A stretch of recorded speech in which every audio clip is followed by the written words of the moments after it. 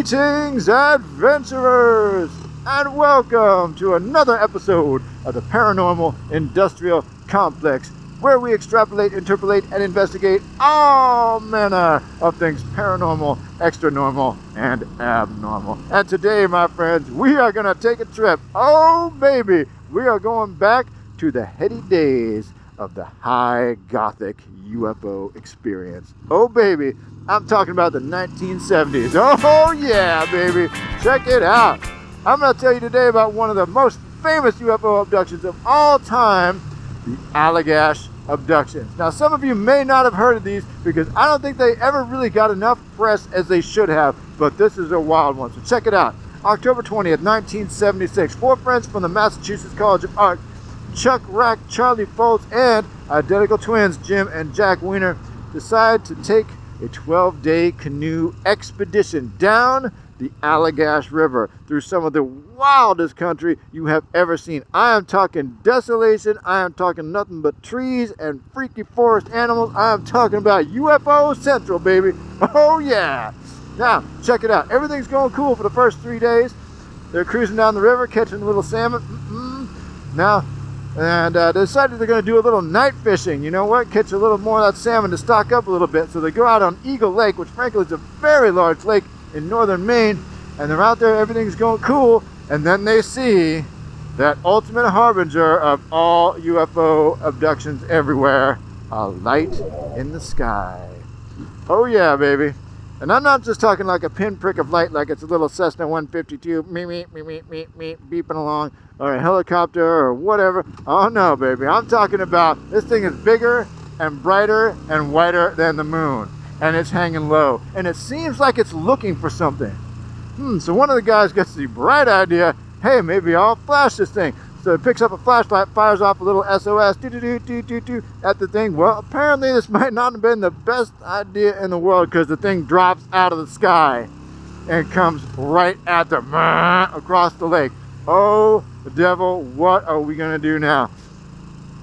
And that's the point at which they decide, okay, let's head for the shore. So they start paddling and paddling and paddling. Now, just as it seems like this thing is about to be on top of them, boom, everything goes silent. Next thing they know, they're at the shore. Now the shore is probably about 20 or 30 minutes away. And Eagle Lake is pretty darn large. And the fire, the massive bonfire they left on the shore to mark their position of their campsite is now nothing but embers. So it seems like a couple hours had passed, although really in their minds, it's really only been a couple minutes. And that, whatever that big old ball of light was, that thing's gone, man. That ain't around anymore. It's history. It does not exist in the sky. So the 4 men go back to sleep, or go to sleep rather, because they're all exhausted, and they pretty much put the incident out of their minds. They just chalk it up to some sort of, low-level weirdness and get on with their trip. And nothing else happens. They get on with the trip, they go back to their lives, everything's cool, everything's fine. Except, a couple years later, Jim starts having nightmares. And I'm not talking about your garden variety, oh my god, I'm naked in class nightmares, oh my god, what am I gonna do? No, I'm talking about, he sees creatures. Strange, elongated, white beings with these big black eyes, probing him, investigating him, following him. He gets the feeling, even while he's awake, that he's being followed, tracked, watched, that he's not safe. More or less has a kind of PTSD, really, and he doesn't know why. And then he reads Communion by Whitley Strieber, and everything changes. Everything drops into place for him.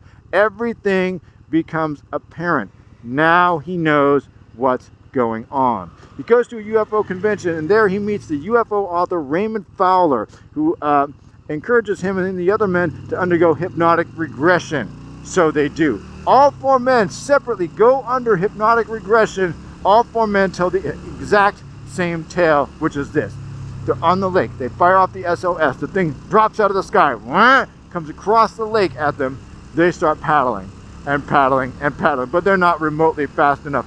It emits a beam of light, sucks them up out of the canoe, oh my god, over the water, up into the craft. Next thing they know, they're inside the craft, in what can only be described as a doctor's waiting room. They're stripped of their clothing. Several beings are around them.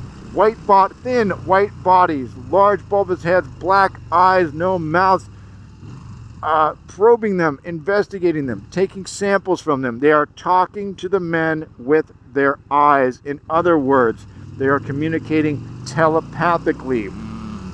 Okay? The beings seem borderline obsessed with the idea that Jim and Jack are identical twins. This doesn't seem to be something that they've ever encountered before. This is new for them. They don't know what to think of it. They take a lot of samples, do a lot of probing, do a lot of investigating and asking questions, trying to reassure the men that everything's okay, but, you know, that only goes so far in a situation like that. They deposit the men back on the lake, and they sort of go on about their business and pass out. And they try to tell the men to forget things, but how are you going to forget something like that? So, after they all take this hypnotic regression, they all take polygraph tests, and they all pass with flying colors. Everything's fine. So now they're on a mission. Now they got to do something. They decide to do the only thing they can do: get the word out. They go on TV, they go on radio, they publish a book, write newspaper articles. Raymond Fowler writes a book about the experience called the Allagash Abductions. And it's quite a tale. I have read it 3 times myself. You can check it out. It's pretty good.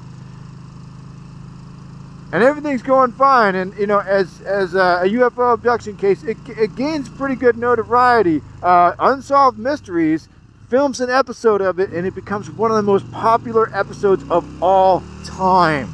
It really strikes a chord in the American consciousness. Now, years go by, you know, it sort of fades away into obscurity, and everything's going well until 2016.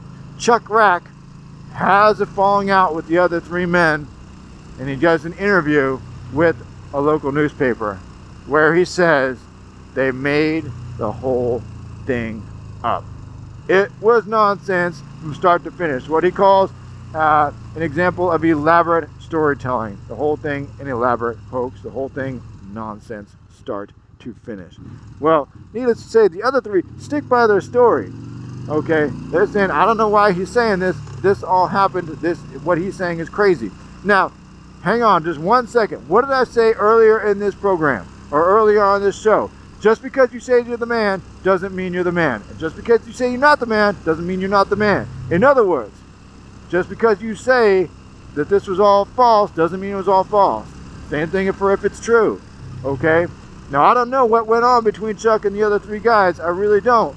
So I don't know, you know, if he's just doing this to get back at somebody, or if he's doing this to finally come clean. But I'll tell you what, when you hit a man like that, you hit him right in the place that gives him his power, separates him from the crowd, and gives his life meaning. You take that away from him, that's the ultimate form of revenge. It would not surprise me if Chuck Rack was just making that up just to get back at the others. But conversely, yes, the whole thing could be nonsense, and Chuck Rack is finally coming clean to get back at the others too. So I'm going to leave it up to you what you want to decide, how you want to, how you want to fall on that measure. But either way, people, the thing you cannot deny is this is one seriously strange case. So if you want to see more about this case, and I hope you do, check out the Unsolved Mysteries episode. It's all over YouTube, really good. Also check out the book, The Allagash Abductions by Raymond Fowler. Like I said, I've read it 3 times. I'll tell you what, the first half of it freaks me out every single time. I cannot sleep. It just freaks me out to the core. The second half of it is more or less a transcript of their experience, and frankly, it's really not worth it. But I'll tell you what, the first half is worth the price of admission alone. All right, folks, this is Dallas Deluxe. I'm going to sign off into the ether and into the high gothic zone of the paranormal industrial complex. Look out! Woo!